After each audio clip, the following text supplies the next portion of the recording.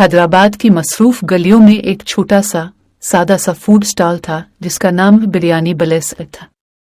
उससे एक मेहरबान शेफ अहमद चलाती थे जो अपनी जिंदगी का हर लम्हा अपनी फनकारी को बेहतर बनाने में सिर्फ करती थे। अहमद की बिरयानी अपने जायके और खुशबू के लिए मशहूर थी, लेकिन कोई नहीं जानता था कि इसमें एक राज छुपा हुआ था। जादुई मसाला कहानी कई साल पहले की है, जब अहमद के आबा और अजदाद हैदराबाद के निजामों के शाही बावर्ची थे। उनका काम बादशाहों के लायक पकवान तैयार करना था और उनका छोटी बिरयानी सबसे ज्यादा पसंद की जाती थी। एक दिन एक पुरस्कार सूफी बुजुर्ग महल में पना और खाने की तलब लेकर आए। शाही बावर्ची यानी अहमद के परदादा ने बुजुर्ग को अपने बेहतरीन बिरयानी की प्लेट पेश की। बुजुर्ग इस पकवान से इतने मुतासिर हुए कि उन्होंने बावर्ची को जादुई मसालों का एक मुरक्कब अता किया और कहा, ये बिरयानी जिसको भी मिले इसे खुशी और खुशहाली दे और इसे याद दिलाए कि हर दाने में मोहब्बत और देखभाल शामिल है। नस्लें गुजरती गईं और जादुई मीम सालिहों का राज खो गया, लेकिन अहमद का खानदान मोहब्बत और शौक से खाना पकाने का सिलसिला जारी रखता रहा। ताहम अहमद ने इस जादू को दोबारा दरियाफ्त करने का अज़्म किया। उन्होंने मुख्तलिफ मसालों के मुरकबात के साथ बरसों तजुर्बात किए, यहाँ तक कि एक दिन उन्होंने अलिफ पन्ने परदादा की किताब में एक कदीम नुस्खा दरियाफ्त किया। जब अहमद ने अपनी बिरयानी में जादुई मसाले शामिल किए तो उन्होंने बर्तन से एक अजीब तवानाई महसूस की। स्टॉल से निकलने वाली खुशबू पहले कभी किसी ने नहीं सूंघी थी। लोग हर तरफ से बिरयानी बलेस की तरफ खींचे चले आए।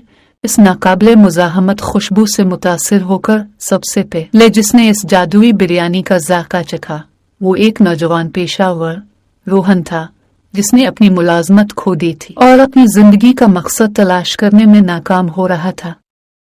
एक नवाला लेने के बाद इसने अपने अंदर एतमाद और वजाहत की एक लहर महसूस की।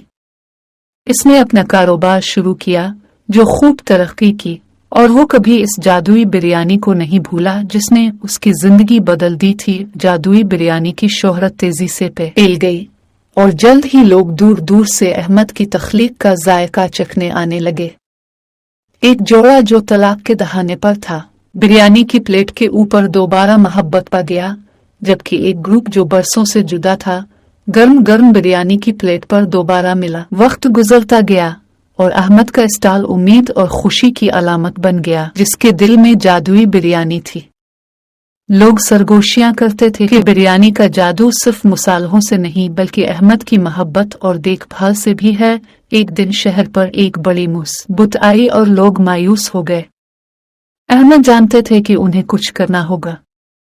उन्होंने जादुई बिरयानी की सबसे बड़ी मिकदार पकाई और उसकी खुशबू ने पूरे शहर को भर दिया। लोग इकट्ठे हुए, जो कुछ उनके पास था वो आपस में बांटा और बिरयानी का जादू एक बार फिर अपना कमाल दिखा गया।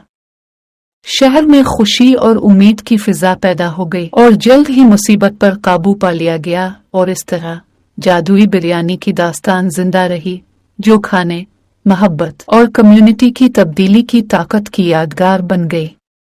अहमद ने खाना पकाना जारी रखा और जादुई बिरयानी की एक प्लेट के जरिए खुशी और खुशहाली फैलाने का काम जारी रखा।